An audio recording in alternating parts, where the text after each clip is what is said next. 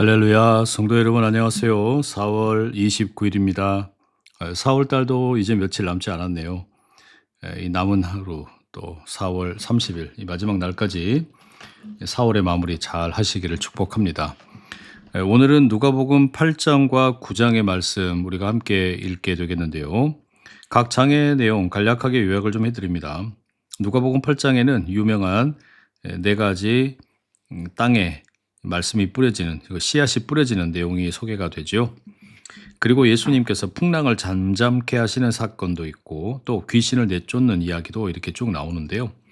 말씀을 어떻게 듣느냐가 삶을 결정한다. 그리고 예수님께서 모든 영역을 다스리는 주권자이다. 이런 내용이 강조됩니다. 누가복음 9장에는 정체성과 제자도의 길에 대한 설명들이 쭉 나오는데 12제자를 파송하시는 이야기도 있고 또 오병이어의 기적도 있고요. 베드로가 예수님을 가리켜 너희는 나를 누구라고 하느냐 물으실 때 하나님의 그리스도이십니다 라고 대답하는 그런 내용도 있습니다.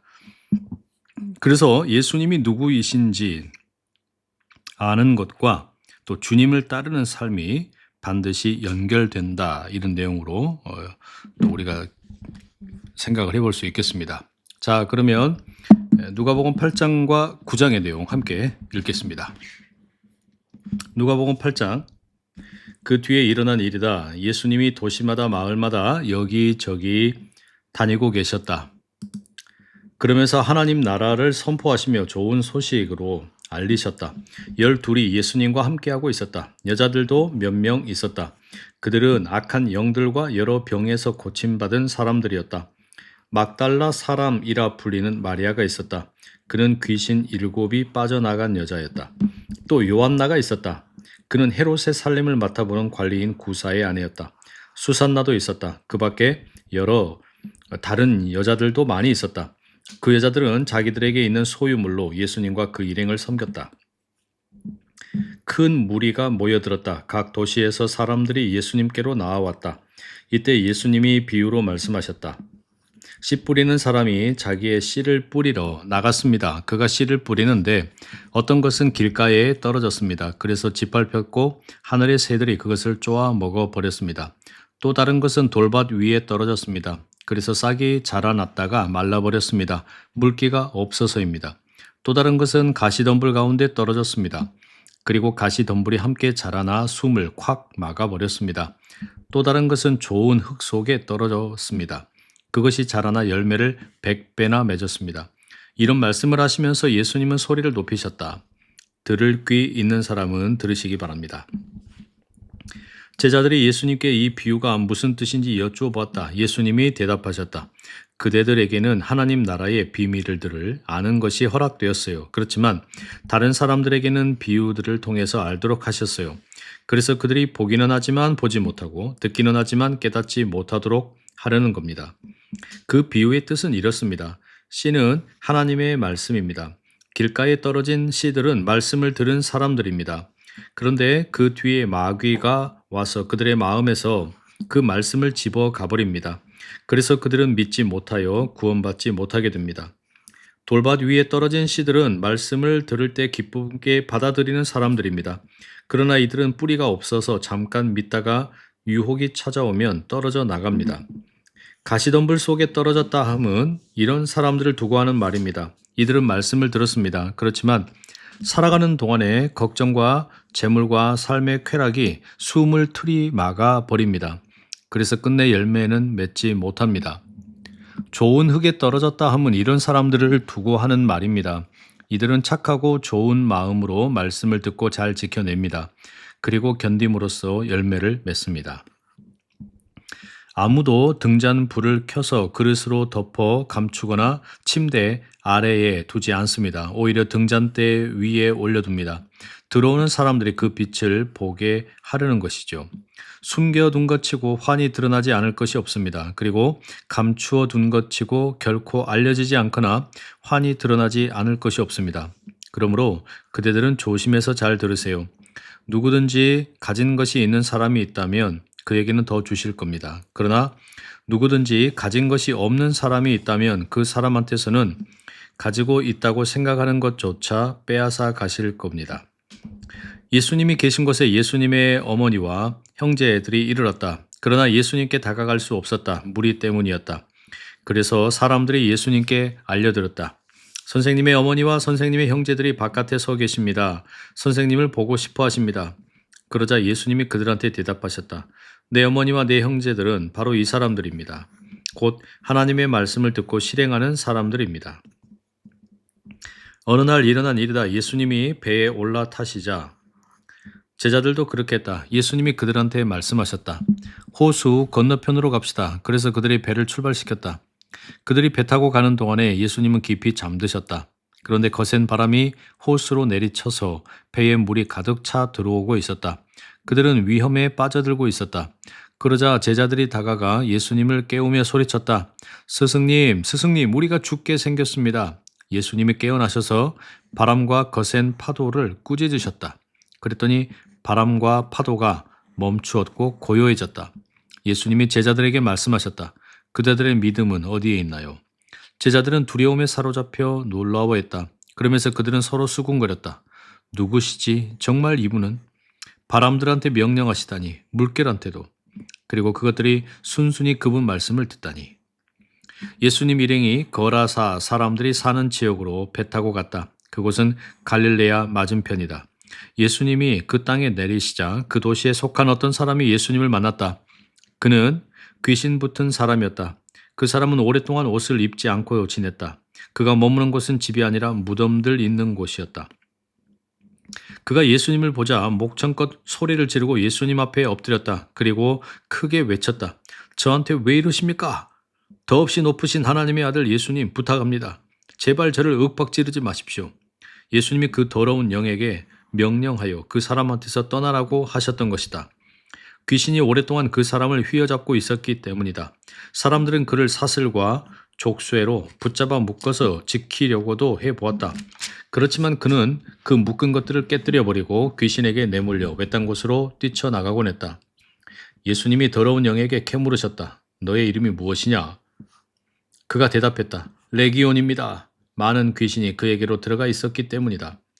귀신 들린 사람이 예수님께 사정사정했다. 자기들에게 밑바닥 없는 구덩이 무저갱으로 떠나가려고 명령하시지 말아달라고 했다. 마침 거기 산비탈에서 매우 많은 돼지가 무리지어 풀을 뜯어먹고 있었다. 귀신들이 예수님께 사정사정하기를 자기네가 그 돼지들한테로 들어가도록 허락해달라고 했다. 예수님이 허락해 주셨다. 그러자 귀신들이 그 사람한테서 나와서 돼지들한테로 들어갔다. 그리고 돼지떼가 벼랑으로 돌진하여 호수에 떨어져 숨이 막혀 죽었다.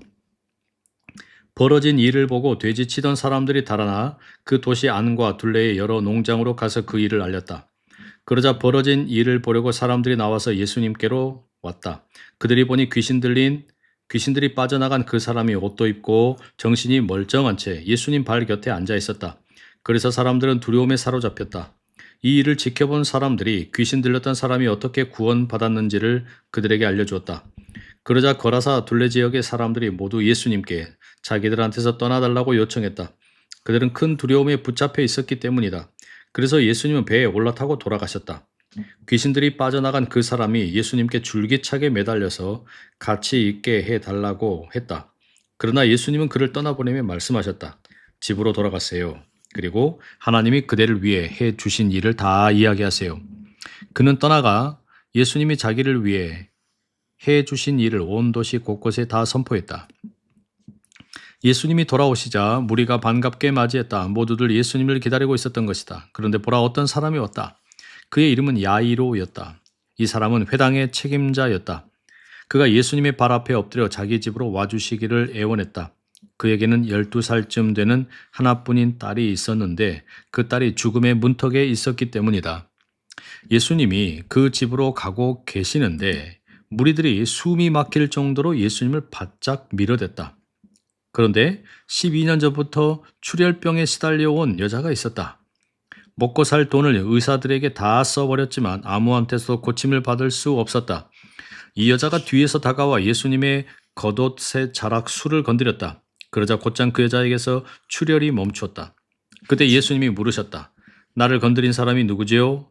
다들 자기는 아니라고 할 때 베드로가 대답했다. 스승님, 무리들이 스승님을 애워싸고 떠밀어대고 있습니다. 그러나 예수님이 말씀하셨다. 나를 건드린 누군가가 있어요. 내가요, 나한테서 능력이 흘러나간 것을 알아차렸거든요. 그 여자는 자기가 들키지 않을 수 없다는 것을 알았다. 그래서 떨며 나왔고 예수님 앞에 엎드려 자기가 무슨 까닭으로 예수님을 건드렸는지 모든 백성 앞에서 털어놓았다. 어떻게 해서 곧장 낫게 되었는지도 말했다. 예수님이 그에게 말씀하셨다. 따님, 그대의 믿음이 그대를 구원했어요. 평안히 가도록 하세요. 예수님이 아직 말씀하고 계실 때 그 회당 지도자의 집에서 어떤 사람이 와서 말한다. 따님이 이미 숨을 거두었습니다. 저 선생님을 더는 성가시게 하지 마십시오. 그러나 예수님이 들으시고 그 회당 지도자에게 대답하셨다. 두려워하지 마세요. 믿기만 하세요. 그러면 따님이 구원받을 겁니다. 예수님이 그 집에 이르러서는 자기와 함께 들어가는 것을 아무에게도 허락하지 않으셨다. 베드로와 요한과 야고보와 그 아이의 아버지와 어머니에게는 허락하셨다. 모두들 울고 있었고 그 아이 일로 가슴을 치고 있었다. 그런데 예수님이 말씀하셨다. 울지들 마세요. 아이는 죽은 것이 아니라 자고 있어요. 그러자 사람들은 예수님을 비웃었다. 그 아이가 죽었다는 것을 알고 있었기 때문이다. 그러나 예수님은 그 아이의 손을 붙잡고는 부르며 말씀하셨다. 얘야, 일어나라. 그러자 그 아이의 영이 돌아왔고 아이가 곧장 일어났다. 예수님이 지시하시기를 먹을 것을 그 아이에게 주라고 하셨다. 그 아이의 부모는 넋이 나갈 정도로 놀랐다. 예수님이 그들에게 단단히 지시하시기를 이 일어난 일을 아무에게도 말하지 말라고 하셨다. 아멘. 9장입니다. 예수님이 12를 불러 모으시고 그들에게 능력과 권한을 주셨다. 그래서 모든 귀신을 두르고 질병을 고치게 해주셨다. 그러고는 그들을 내보내어 하나님 나라를 선포하고 아픈 사람들을 낫게 해주라고 하셨다. 예수님이 그들한테 말씀하셨다. 길을 나설 때 아무것도 들고 가지 마세요. 지팡이든 보찜이든 먹을 것이든 은돈이든요. 갈아입을 통옷도 가지고 가지 마세요. 어느 집에 들어가든지 그 집에서 내내 머무세요. 그러다가 거기서 떠나세요. 누구라도 그대들을 받아들이지 않는 사람들이 있다고 합시다. 그러면 그 도시에서 나갈 때 발에서 먼지를 털어버려 그들한테 불리한 증거가 되게 하세요. 그들이 나가서 마을마다 여기저기 돌아다녔다. 가는 곳마다 좋은 소식을 알리고 병을 고쳐 주었다. 갈릴레아의 통치자 분봉왕인 헤롯은 일어난 일을 모두 듣고서 어쩔 줄 몰라 하고 있었다. 이런저런 말들이 있었기 때문이다. 어떤 사람들은 요한이 죽은 사람들 가운데서 일으킴 받았다 살아났다고 했다. 그런데 어떤 사람들은 엘리야가 나타났다고 했다. 또 다른 사람들은 옛 예언자 가운데 어떤 분이 살아 일어났다고 했다. 그러나 헤롯은 말했다. 요한의 목을 베게 한 것은 바로 나다. 그런데 이 사람은 누구란 말인가? 이런 소문이 내게 들려오는 이 사람은. 그래서 헤롯은 예수님을 만나보려고 했다. 사도들이 돌아와서 자기들이 한 일들을 다 예수님께 이야기해 드렸다. 예수님은 그들을 데리고 따로 물러나 한 도시로 가셨다. 벳세다라는 곳이었다. 그러나 무리들이 알아차리고 예수님을 따라갔다. 예수님은 그들을 따뜻이 맞아주시고는 그들에게 하나님 나라에 대해 말씀하셨다. 고쳐줄 필요가 있는 사람들은 낫게 해주셨다. 이제 날이 저물기 시작했다. 그러자 12이 다가와서 예수님께 말씀드렸다. 무리를 흩어 보내시지요. 둘레의 마을들과 여러 농장으로 다니며 묵을 곳을 알아보고 먹을 것도 얻게 하시지요. 우리가 있는 여기는 왜 떨어진 곳이니까요. 그러나 예수님은 제자들한테 말씀하셨다. 그대들이 주세요. 그들에게 먹을 것을. 그대들이요. 제자들이 말씀드렸다. 우리에게 있는 것이라고는 빵 5개와 물고기 2마리 뿐입니다. 우리 자신들이 가서 이 백성이 모두 먹을 수 있도록 음식을 사오지 않으면요. 거기에는 어른이 5,000명쯤 있었기 때문이다. 예수님이 제자들에게 말씀하셨다. 사람들을 대충 50명씩 모둠지어 자리 잡고 앉게 하세요. 제자들이 말씀대로 해서 모두 다 자리 잡고 앉게 했다. 예수님이 그 빵 5개와 그 물고기 2마리를 받아 들고 하늘을 우러러 보시고는 감사 기도를 드리셨다. 그러고는 제자들에게 빵을 떼어 주셔서 무리 앞에 가져다 놓게 하셨다. 그들이 먹고 모두가 배불렀다. 그리고 먹고 남은 조각들을 모아보니 바구니로 12이나 되었다. 예수님이 혼자 기도하고 계실 때 일어난 일이다. 제자들은 예수님과 함께 있었다. 예수님이 제자들에게 물어보셨다. 무리들이 나를 누구라고 하나요? 제자들이 대답했다. 세례자 요한이라고 합니다. 다른 사람들은 엘리야라고 합니다. 또 다른 사람들은 옛 예언자 가운데 어떤 분이 다시 살아 일어났다고 합니다. 예수님이 그들에게 물어보셨다. 그러면 그대들은 나를 누구라고 하나요? 베드로가 대답했다. 하나님의 그리스도이십니다. 그런데 예수님은 그들에게 단단히 주의를 주어 이것을 아무에게도 말하지 말라고 하셨다. 예수님이 말씀하셨다. 인자가 반드시 고난을 많이 겪어야 합니다. 원로들과 대제사장들과 율법학자들한테서 쓸모없다고 버림받아야 합니다. 죽임당해야 합니다. 그러나 3일째 날에는 일으킴받아 살아나야 합니다. 그러고는 예수님이 모두에게 말씀하셨다. 누구든지 나를 뒤따르려면 자신을 내려놓고 날마다 자기 십자가를 메고 나를 따라오기 바랍니다. 누구든지 자기 목숨을 구하려고 하면 잃어버릴 것입니다. 그러나 누구든지 나 때문에 자기 목숨을 잃는 사람, 이 사람은 목숨을 구할 것입니다. 사람이 온 세상을 얻는다 해도 자신이 죽거나 심하게 다친다면 무슨 쓸모가 있습니까? 나와 내 말을 창피하게 여기는 사람이 있다고 합시다. 그러면 그가 누구든 그 사람을 인자가 창피하게 여길 것입니다. 자신과 아버지와 거룩한 천사들의 영광 가운데 올 때예요. 참으로 그대들에게 말합니다. 이곳에 서 있는 사람들 가운데 몇 명은 절대로 죽음을 맛보지 않을 것입니다. 하나님 나라를 마침내 볼 때까지는요. 이 말씀을 하시고 나서 8일쯤 되어 일어난 일이다. 예수님이 베드로와 요한과 야고보를 데리고 기도하러 산으로 올라가셨다. 예수님이 기도하고 계실 때 일어난 일이다. 예수님의 얼굴 모양이 달라졌고 예수님의 옷이 새하얗게 빛나고 있었다. 그런데 보라, 두 사람이 예수님과 말씀을 나누고 있었다. 그들은 바로 모세와 엘리야였다. 그들이 영광 가운데 나타나 예수님의 떠나심에 대해 말하고 있었다. 그것은 예수님이 예루살렘에서 머지않아 이루실 일이었다. 그런데 베드로와 그의 일행은 졸음에 겨워 잠들어 있었다. 그러다가 완전히 깨어나서 예수님의 영광을 보았다. 두 사람이 예수님과 함께 서 있는 것도 보았다. 그 둘이 예수님과 헤어지려고 할 때 일어난 일이다. 베드로가 예수님께 말씀드렸다. 스승님, 우리가 여기 있는 것이 좋습니다. 우리 천막을 세 채 마련하도록 하시지요. 한 채는 스승님을 위해, 한 채는 모세를 위해, 한 채는 엘리야를 위해서요. 베드로는 자기가 무슨 말을 하고 있는지 알지 못했다. 베드로가 이런 말을 하고 있을 때 구름이 나타나 그들을 휘덮었다. 제자들은 구름 속으로 들어가자 두려웠다. 그런데 구름 속에서 소리가 났다. 이는 내 아들이다. 내가 그를 선택했다. 너희는 그의 말을 들으라. 이 소리가 났을 때 눈에 띈 것은 오직 예수님 뿐이었다. 제자들은 아무 말도 하지 않았고 자기들이 본 것을 바로 그 당시에는 아무에게도 전혀 알리지 않았다. 다음 날 예수님과 3명의 제자가 산에서 내려올 때 일어난 일이다. 큰 무리가 예수님을 맞이하러 왔다. 이때 보라, 무리 가운데서 어떤 사람이 애타게 부르짖었다. 선생님 부탁입니다. 제 아들을 꼭 살펴봐 주십시오. 제게는 하나뿐인 자식입니다. 그런데 보세요. 어떤 영이 그 아이를 덮치면 아이는 갑자기 소리를 질러댑니다. 그 영은 아이를 뒤흔들어 놓고 거품을 물게 합니다. 또 아이를 좀처럼 떠나지 않고 상처투성이로 만듭니다. 그래서 제가 선생님의 제자들에게 그 영을 쫓아내 달라고 매달렸지만 그들은 하지 못했습니다. 예수님이 대답하셨다. 아, 믿음 없고 삐뚤어진 세대 사람들이요. 언제까지 내가 여러분 곁에 있어야 한단 말입니까? 언제까지 여러분을 받아주어야 한단 말입니까? 그대 아들을 이리로 데리고 오세요. 아이가 예수님께 오고 있는 사이에도 귀신이 그를 거꾸러뜨리고 마구 뒤흔들어 놓았다. 그러나 예수님은 그 더러운 영을 꾸짖으시고 그 아이를 낫게 해주셨다. 그리고는 그 아이를 아버지에게 돌려주셨다. 모두가 하나님의 위대하심에 몹시 놀랐다. 예수님이 하시는 모든 일을 두고서 모두가 놀라워하고 있었다. 그때 예수님이 제자들에게 말씀하셨다. 바로 그대들은 이 말들을 귀담아 들으세요. 인자가 머지않아 사람들 손에 넘겨질 것입니다. 그러나 제자들은 이 말씀을 알아듣지 못하고 있었다. 그들에게는 그 뜻이 가려져 있어서 알아차리지 못했던 것이다. 그런데도 그들은 이 말씀에 대해 예수님께 여쭈어 보기를 두려워하고 있었다. 제자들 사이에서 말다툼이 벌어졌다. 문제는 자기들 가운데서 누가 가장 크냐 하는 것이었다.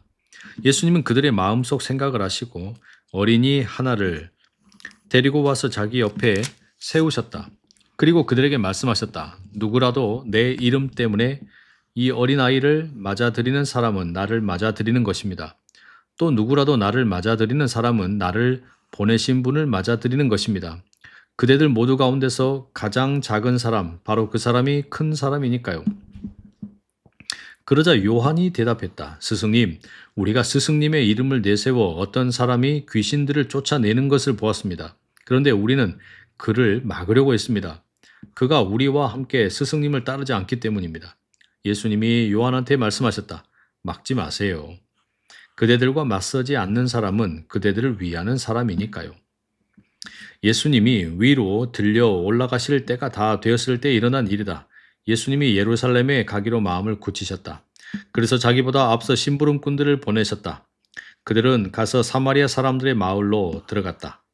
예수님을 위해 준비하기 위해서였다. 그러나 사마리아 사람들은 예수님을 맞아들이지 않았다. 예수님이 예루살렘으로 가고 계셨기 때문이다. 제자인 야고보와 요한이 보고서 여쭈었다. 주님, 우리가 말해서 불이 하늘에서 내려와 그들을 없애버리게 하기를 바라십니까? 그러자 예수님은 돌아서서 그들을 나무라셨다. 그리고 예수님 일행은 다른 마을로 갔다. 예수님 일행이 길을 가고 있을 때 어떤 사람이 예수님께 말씀드렸다. 어디로 가시든지 제가 주님을 따라가겠습니다. 그러자 예수님이 그에게 말씀하셨다. 여우들도 굴이 있고 하늘의 새들도 둥지 틀 곳이 있습니다. 그런데 인자는 머리 대고 누울 곳이 없습니다. 예수님이 다른 사람한테 말씀하셨다. 나를 따라오세요. 그러자 그가 말씀드렸다. 주님, 제가 나가서 먼저 아버지의 장례를 치르도록 허락해 주십시오. 예수님이 그에게 말씀하셨다. 자기들의 죽은 사람들 장례를 치르는 일은 죽은 사람들에게 맡겨두세요. 바로 그대는 나가서 하나님 나라를 여기저기 알리세요. 또 다른 사람이 말씀드렸다. 주님을 따라가겠습니다. 주님, 다만 먼저 저의 집 식구들과 인사는 하고 헤어지게 해 주십시오. 예수님이 그 사람한테 말씀하셨다. 손으로 쟁기를 잡고 뒤에 있는 것을 돌아보는 사람은 그 누구도 하나님 나라에 어울리지 않습니다. 아멘. 성도 여러분, 오늘은 누가복음 8장과 9장의 말씀 우리가 함께 읽었습니다. 이 말씀들 가운데 한 세 구절 정도 함께 묵상하면 좋겠는데요. 먼저 8장 15절 말씀입니다. 예수님께서 네 가지 밭의 비유로 말씀을 주시죠. 그 중에 좋은 흙에 떨어졌다 하는 것은 착하고 좋은 마음으로 말씀을 듣고 잘 지켜내는 것이다. 이렇게 말씀하십니다. 여러분, 우리의 마음은 지금 어떤 땅의 상태입니까?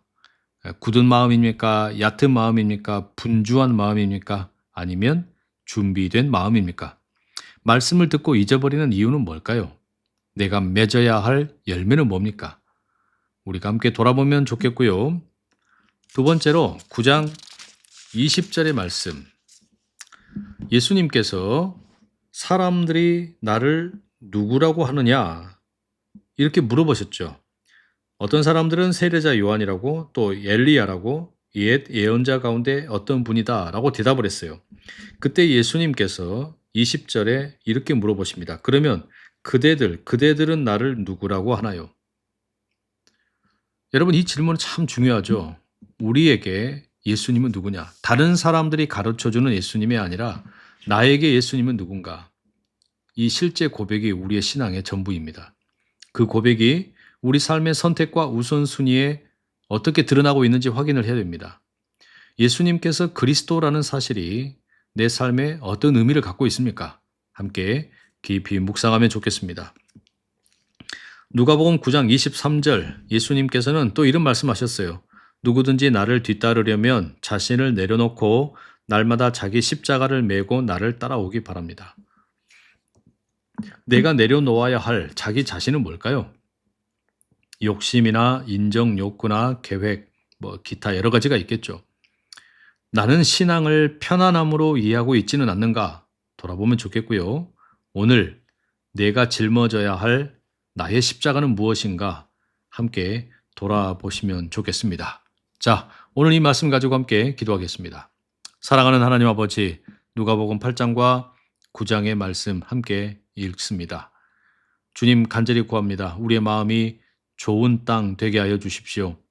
굳은 마음이나 얕은 마음이나 분주한 마음 되지 않게 하여 주시고 준비된 마음 되어 말씀의 씨앗이 뿌려질 때 많은 열매 맺을 수 있도록 도와주옵소서.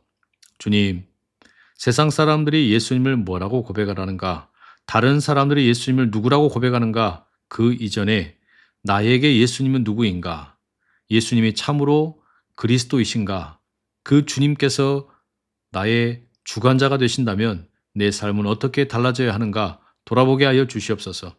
또한 주님, 십자가를 짊어지고 자기를 부인하고 따르라 말씀하셨는데 내가 내려놓아야 할 자기 자신은 무엇입니까? 편안함 대신 내가 짊어져야 할 십자가는 무엇입니까? 돌아보는 하루가 되게 하여 주시옵소서. 예수 그리스도의 이름으로 기도드립니다. 아멘. 성도 여러분, 오늘도 함께 해주셔서 감사합니다. 이제 내일이 4월의 30일 마지막 날입니다. 5월달 가정의 달에는 우리 성도님들이 또 공동체 성경 읽기 참여해 주시게 되었는데 함께하는 기쁨이 있고 또 그 말씀 가운데 은혜가 넘치시길 축복합니다. 남은 하루도 좋은 날 되십시오. 내일 뵙겠습니다. 사랑하고 축복합니다.